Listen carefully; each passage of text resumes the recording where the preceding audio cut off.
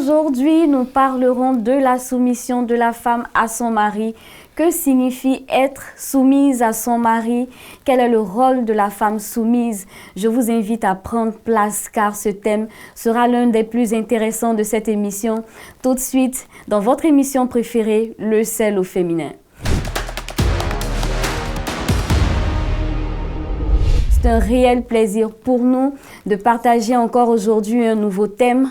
Et le thème que nous aborderons est la soumission de la femme à son mari. Et c'est juste la première partie. C'est tout de suite en compagnie de deux invités, de Tata Edith, comme j'aime bien l'appeler. Bienvenue Tata Edith. Merci Nathalie. Comment tu vas? Par la grâce de Dieu, c'est un plaisir d'être là. Dieu merci. Gloire à Dieu. Nous avons également la présence d'un homme de Dieu, le pasteur Kra. Pasteur Kra, bienvenue. Merci Nathalie. C'est un privilège pour nous de vous recevoir sur le plateau. Moi également, c'est un honneur de participer à cette émission. Je comprends que cette émission sera très intéressante. Alors, aujourd'hui, nous nous intéressons à la soumission selon la Bible et à son implication dans la vie de la femme. Les premières questions que j'aimerais vous poser, pasteur et maman Edith, sont les suivantes. Selon vous, qu'est-ce qu'une femme soumise? Êtes-vous pour ou contre la soumission de la femme à son mari? Mais bien avant que vous ne répondiez, je vous invite à suivre ce que pensent les personnes qui ont bien voulu participer à notre micro-trottoir.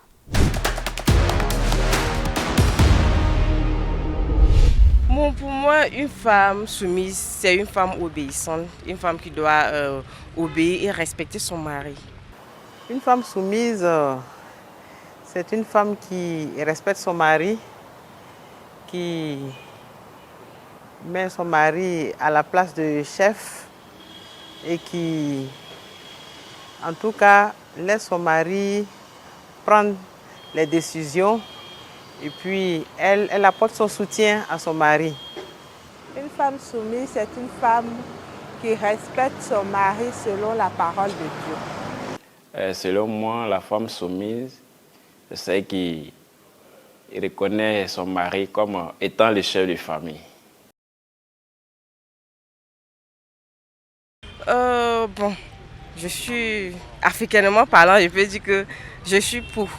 Voilà, je suis pour la soumission parce que chez nous en Afrique, bon, l'éducation qu'on a reçue, on doit se soumettre à nos maris, voilà. Donc moi je pourrais dire que je suis pour la soumission. Oh, moi je suis pour la soumission parce que je suis une croyante et la parole de Dieu invite toute femme à être soumise à son mari. Et donc moi je suis pour la soumission parce que cela met de l'équilibre dans la famille, dans le foyer. Et cela aide le foyer à bien marcher. Donc je suis pour la soumission. Je suis pour la soumission de la femme dans le foyer parce que c'est très important pour l'équilibre familial. Je suis pour la soumission de la femme dans le foyer parce que d'abord je suis chrétien. La Bible dit que l'homme est le chef de la femme. Et dans ce sens-là, la femme, elle est obligée de se soumettre à son mari. Donc, je suis pour la soumission de la femme parce que quand chacun des deux respecte le titre, la fonction de l'autre, il y a l'harmonie et la tranquillité dans le foyer. Tous sont unanimes sur la question. Les femmes doivent être soumises à leur mari. Voilà. Tata Edith, est-ce que tu es pour ou contre cette soumission? Et pour toi, qu'est-ce que c'est que la soumission de la femme à son mari? Premièrement, en tant que chrétienne, et avec nos valeurs africaines, et même européennes, la femme doit être soumise à son mari. C'est un concept indiscutable, parce qu'on ne peut pas avoir dans un bateau deux capitaines. Il faut un leader. Et tant que tu considères ton époux comme le leader de la famille, tu n'as pas besoin d'être en concurrence avec lui. Donc forcément, non, cela va de soi que tu sois soumise. Maintenant, il faut que tu prennes sur toi d'être soumise. Parce que les femmes ont un problème avec la soumission, surtout celles qui sont allées un peu plus loin à l'école, qui ont un travail, parfois qui gagnent un peu plus que leur mari, elles ont un petit problème avec ça. Mais je pense qu'il faut demander l'aide de Dieu pour être soumise à son mari. Parce que ce n'est que comme ça que l'équilibre familial, l'équilibre du couple peut rester. Pasteur, Oui. éclairez-nous. Cette expression se soumettre, comment est-ce qu'on doit la comprendre? Oui, c'est une très bonne question. Et d'ailleurs, je crois que le thème est d'actualité. Parce qu'en réalité, la soumission demeure problématique dans la société d'aujourd'hui. En tant que pasteur, je partirai de la Bible, bien sûr. La Bible parle de soumission, c'est surtout l'apôtre Paul, n'est-ce pas, qui en parle. L'apôtre Pierre en parle un tout petit peu également. Le mot soumission, selon le texte original, vient de hypotasso. Hypotasso, c'est le texte original grec. Et qu'est-ce que ça veut dire? Hypotasso veut dire placer en dessous. Okay. Alors, placer en dessous, ça veut dire que il y a quelque chose qui est en dessus et l'autre qui est en dessous, n'est-ce pas? Et donc, quand l'apôtre parle de soumission, il fait mention d'être en dessous. Et quand la Bible parle d'être en dessous, il y a un autre mot qui apparaît automatiquement, c'est l'humilité. Parce que l'humilité, c'est accepter que l'autre soit au-dessus. C'est pourquoi le texte de Éphésiens qui parle de soumission ne doit pas être lu juste avec le texte, mais il faut le lire dans son contexte. Et bien avant, l'apôtre Paul, n'est-ce pas, parle également de soumission au verset 21, quand il parle des frères et sœurs qui doivent de l'Église. Ils doivent se soumettre les uns aux autres.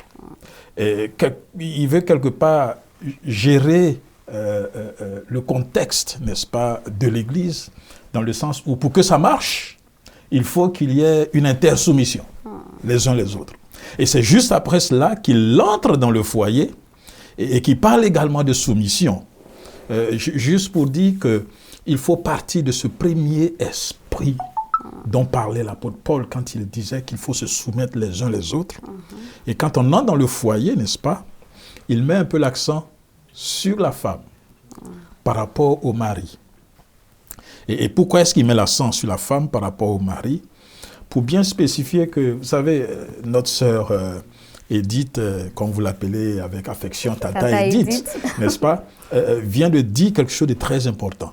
Dans un bateau, il ne peut pas avoir de capitaine. Et quand vous verrez, par exemple, 5 personnes qui marchent ensemble, qui sont amis, vous verrez que tout de suite, il y a quelqu'un qui sort du lot. Il y a un leader.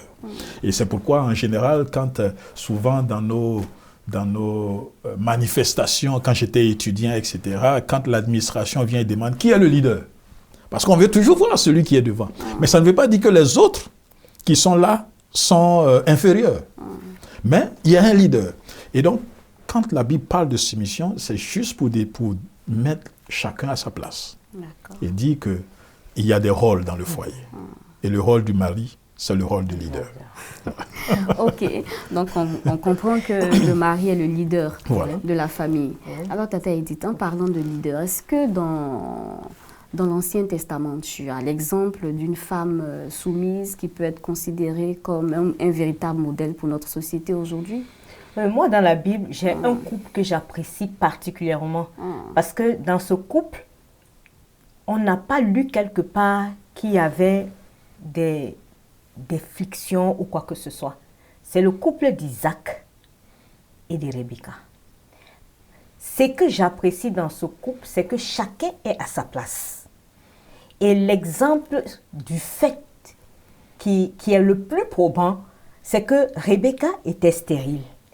Mais c'est le chef de famille qui a pris sur soi de prier pour son épouse pour que son épouse puisse enfanter.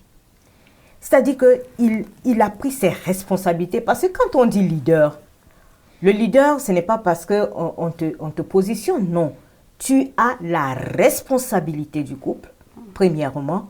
Tu as la vision du couple. Tu as les canevas que tu poses pour le couple. Et c'est ce qui s'est passé dans le couple d'Isaac.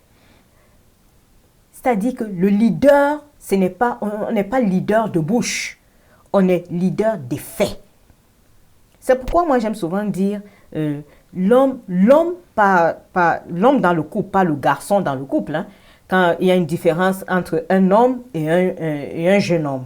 Je mets ça souvent dans le compte de garçon. Un homme, il a la première chose qui saute souvent à l'œil nu, c'est l'homme responsable. Il est responsable de son couple, il est responsable de sa famille. Alors que le jeune homme ou bien le garçon dans le couple est celui qui va te dire « Oh, écoute, on va faire 50-50, on va faire ci, on va faire ça. » Non. Quand une femme est soumise à son homme avec grand, l'homme, pas jeune homme, ça saute à l'œil nu. Tata Edith, est-ce que tu es en train de dire qu'il y a une condition pour que... Est-ce qu'il y a une condition? Non, je refuse d'utiliser le mot condition. Sur non, je refuse d'utiliser le mot condition parce que dans la Bible, il n'est pas dit que c'est quand on est un homme ou un jeune homme. On dit « femme, soyez soumise ». Mais dans la réalité des faits, vous savez, les femmes sont terribles. Hein? Je dis souvent, une femme sans Dieu, c'est un démon. Et tu imagines, tu es en couple. Si tu n'as pas Christ, tu ne peux pas respecter ton mari. Parce qu'il y a deux fois, le mari pose des actes qui ne t'amènent pas à le respecter. Mais pourtant, quel que soit ce qu'il fera, tu lui dois ce respect et tu lui dois cette soumission. D'accord. Donc, si elle doit cette soumission, il faut qu'elle soit véritablement en communion avec Dieu. Il faut qu'elle travaille sur elle. C'est elle qui doit travailler sur elle parce que le rôle que Dieu lui donne, il sait pourquoi il le lui a donné. D'accord. Donc, dans ton exemple, c'est Isaac et Rebecca. Pasteur, dis-nous un peu, dans le Nouveau Testament, en dehors des écrits de Paul, est-ce qu'il y a d'autres écrivains qui en parlent? Oui, il y a Pierre. Il y a Pierre qui en parle, n'est-ce pas? Pierre, parlant de la soumission de la femme, c'est toujours dans le même contexte, que le mari est le chef, n'est-ce pas? Et c'est une déclaration claire. Le mari est le chef de la famille, c'est-à-dire le mari est le leader. C'est lui qui répond. C'est comme ça que nous devons comprendre. Hein? C'est lui qui répond. C'est-à-dire que quand on vient et qu'on dit qui est responsable, il est responsable. Maintenant, pour que quelque chose sorte de cette réponse, il faut une consultation. Oui. Ça ne veut pas dire que vous vous levez et puis vous décidez tout seul. Non. Vous consultez ceux qui sont avec vous. Vous voyez, c'est un peu comme un directeur de société qui doit aller répondre au président de la République, au conseil d'administration. Et avant de partir, il consulte les autres. Et il voit ce qu'ils disent, etc. Et selon ce qu'ils disent, il voit la ligne à suivre et avec cela, il part pour répondre au conseil d'administration. D'accord. Donc, si je comprends bien, le rôle de la femme, c'est d'apporter son soutien, d'apporter ses idées. C'est exactement ce que la Bible a dit quand il créait Ève. C'est une aide pour les maris, pour Adam. C'est merveilleux. En quoi d'autre consiste cette soumission pour la femme? La première chose, c'est le respect. Le respect, c'est-à-dire que tu peux tout enlever à un homme, mais ne lui enlève pas le respect qui lui est dû. Ça ne se passera pas bien pour la femme. Tata Edith, explique un peu, quand tu parles de respect, qu'est-ce que tu entends par le respecter? Respecter son homme, c'est d'abord lui accorder la place au vu et au su de tous, que c'est lui qui est responsable de votre couple, de votre famille. Il faut lui donner la place qui lui est due. Et quand on donne la place à quelqu'un, on ne la discute plus, n'est-ce pas? On ne la discute plus. Et quand le chef est là, l'aide se tait. Et comme le pasteur l'a dit si bien, généralement ce qu'on fait, on est en consultation en secret et le mari vient exposer à l'extérieur.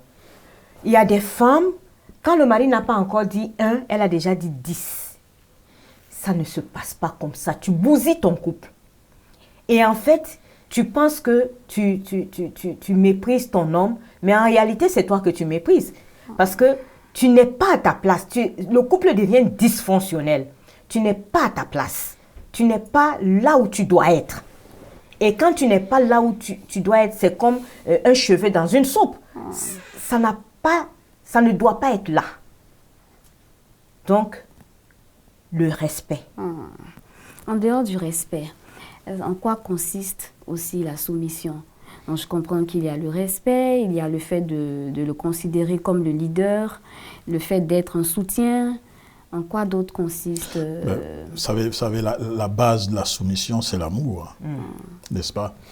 Ce rôle que Dieu attribue à la femme est essentiel pour le fonctionnement du foyer. Il sera très difficile de signifier des détails, mais une fois que nous comprenons le sens réel du mot soumission, les choses sont un peu plus faciles. Les choses sont un peu plus faciles dans le sens où chacun sait la position qu'il a. Vous savez, quand on ne connaît pas sa position, c'est terrible. On devient une gangrène. Et cela, n'est-ce pas, peut détruire les relations de famille. Donc, je n'aimerais pas entrer dans une situation de fait pour qu'on dise que le pasteur n'a pas dit ceci. Mais comprenons réellement ce qu'on entend par soumission. Et quand on comprend cela, le terme soumission signifie, n'est-ce pas, comprendre que le chef, c'est l'homme, et c'est ensemble qu'on forme le foyer, n'est-ce pas? Et le mettre à sa place, mais comprenons que le texte ne s'arrête pas là parce qu'on parle du mari. Parce qu'un mari également qui ne joue pas son rôle de chef, ça crée un problème quand même. Reconnaissons cela, parce que si vraiment il ne se voit pas leader, c'est un problème. Maintenant, les époux qui ne font que réclamer la soumission, il y a aussi un petit problème quelque part. Il y a un problème quelque part. Soit, peut-être l'épouse force, n'est-ce pas, veut prendre la place de choses, ou bien il a un complexe. Et souvent, beaucoup de foyers vivent ce complexe. Dans mon expérience pastorale, j'ai vu que souvent le complexe vient de là, surtout quand l'épouse est beaucoup plus intellectuelle, a une haute fonction. Arrivé à la maison, il veut montrer, n'est-ce pas, qu'il a la chose, mais c'est naturel. Le chef de famille à la maison, c'est l'homme qui est le chef de famille. Elle est dans sa boîte, elle est directrice, d'accord, mais à la maison, c'est l'homme qui est le chef de famille. Il faut vraiment reconnaître la position vraiment de son mari à la maison. C'est lui qui est le leader, qui est le chef. Tata Edith, en quoi d'autre consiste cette soumission? Il faut être humble. Il faut être humble. Oui, il faut être humble parce que nos filles aujourd'hui vont à l'école.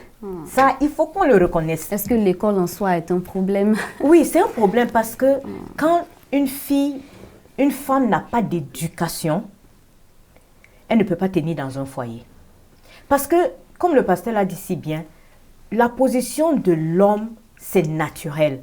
Et quand tu valorises cette position en ton homme, il se sent en sécurité. Donc, il n'y a plus de complexe. Même si tu es directrice de société, même si tu es beaucoup plus instruite que lui, quand il sait que sa femme lui donne cette place, il n'y a plus de problème.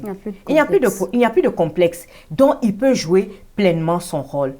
Mais, je te dis, Nathalie, les filles vont à l'école. Et elles vont très loin. Et avec ce repositionnement dans la société où on dit qu'il faut l'égalité dans...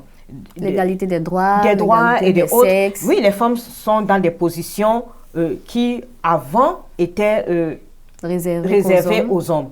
Et quand c'est comme ça, il faut être humble. Tu es chef dans ton bureau, mais tu n'es pas chef dans ta maison. Et ça demande aux femmes beaucoup de travail sur elles. Et quand elles y arrivent, on trouve un couple agréable à voir et à imiter. Mais quand on n'y arrive pas, vous ne pouvez pas passer 2 secondes en présence de ce couple parce que ça se fait sentir. L'homme, se sentant humilié, va sortir pour aller chercher quelqu'un vers qui il va se sentir homme. Ouais. Ouais, et j'aimerais juste ajouter, puisqu'il y a un thème qui est d'actualité, l'égalité entre l'homme et la femme. Il ne faut pas le confondre, n'est-ce pas, à la soumission au foyer. Pardon. C'est 2 choses totalement différentes. Il s'agit de l'égalité parce que la soumission, La soumission, ce n'est pas qu'on a rabaissé La femme. les droits de la femme. Non. Parce que beaucoup de personnes ont des problèmes avec cela et beaucoup de femmes aussi ont des problèmes avec ça. Oui, oui. Parce que ça leur fait penser qu'au foyer, leur rôle est différent. Non, non, non. Non. L'égalité, ce sont les droits de l'humanité. Et tout le monde devrait avoir droit à la même chose. Maintenant, dans le fonctionnement de la société, il faut bien, n'est-ce pas, établir les positions pour que les choses marchent très bien. D'accord. Mais Nathalie, je voudrais rebondir sur ce que le pasteur a dit. Écoutez, à diplôme égal, je ne sais pas si vous comprenez, à diplôme égal, la femme sera toujours en dessous. Il n'y a pas de diplôme dans le foyer. Il n'y a pas de position sociale dans le foyer. Chacun a sa place. Et la place du mari, c'est le chef de famille. Et la place de la femme, c'est l'aide au mari. Tant que nous restons, nous les femmes, nous resterons dans ce canevas, nous n'aurons pas de problème avec nos conjoints. Nous n'aurons pas de problème dans nos foyers. Mais la situation, ça dit que le monde actuellement veut nous faire croire que la femme est égale à l'homme. Non, ça n'a jamais été ça et ça ne sera jamais ça. Parce que même quand l'homme ne le dit pas, son attitude te dit, c'est moi qui suis là. C'est moi qui suis là. Et c'est pourquoi je disais tout à l'heure, il ne faut pas que nous créions des couples dysfonctionnels. Quand il y a un couple dysfonctionnel, l'Esprit de Dieu n'est pas là. Parce qu'il ne se reconnaît pas dans votre façon de fonctionner. Votre façon de fonctionner est claire. Le chef de famille, c'est le père de famille et la mère est une aide. Mais le chef de famille travaille de connivence avec son épouse. Pasteur, d'où viennent tous ces abus liés à ce texte? Parce qu'on entend dire que la femme doit être soumise, donc elle doit tout accepter. L'inacceptable doit être accepté. Est-ce que vous pouvez dire un mot là-dessus? Je ne sais pas en quoi est-ce qu'il peut avoir l'inacceptable, puisqu'ils sont censés collaborer. Et vous savez, quand le péché est entré dans le monde, l'objectif de l'ennemi que nous connaissons tous, n'est-ce pas, est de détruire l'essentiel de ce que Dieu a mis en place dès le commencement. Parce que vous savez, la première chose que Dieu a établie quand il a créé l'humanité, c'est le mariage, qui a eu lieu le 6e jour de la création. N'est-ce pas? Avant même le 7e jour, qui a été le jour mis à part, sanctifié par Dieu. Et donc, nous comprenons que l'ennemi de Dieu a décidé de détruire les deux choses. Fondamentales, pour bien parler le français. Les deux choses fondamentales que Dieu a établies. Le mariage et le jour d'adoration. Et donc, puisque nous parlons du mariage, nous comprenons donc que l'ennemi essaie de s'aimer ce qu'il faut s'aimer pour la destruction du foyer. Et cela consiste à faire en sorte qu'il y ait ce problème dont vous parlez de femmes, d'abus. Peut-être que nous allons en parler dans une autre émission, dans la seconde partie, etc., etc. C'est le rôle de l'ennemi pour détruire le foyer. Et vous savez, ce rôle-là continue dans beaucoup de choses, puisque le mariage d'aujourd'hui est devenu un autre problème. Tata Edith, si tu avais un message à passer à la jeunesse aujourd'hui, à ces femmes qui ont un problème avec la soumission, qu'est-ce que tu leur dirais? Oh, c'est simple. On ne choisit pas de naître femme. À partir du moment où on est femme, on se positionne en tant que femme.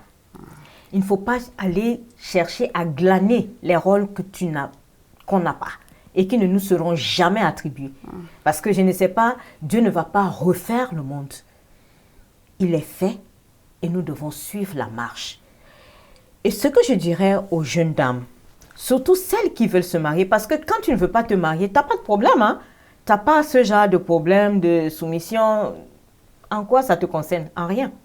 Mais par contre, celles qui veulent entrer dans les liens de mariage, elles doivent savoir certaines choses. La première chose, tu ne te maries pas pour être heureuse, mais pour rendre heureux. À partir de ce moment, La Bible dit, l'amour couvre une multitude de péchés, n'est-ce pas? Tu dois pouvoir travailler sur toi.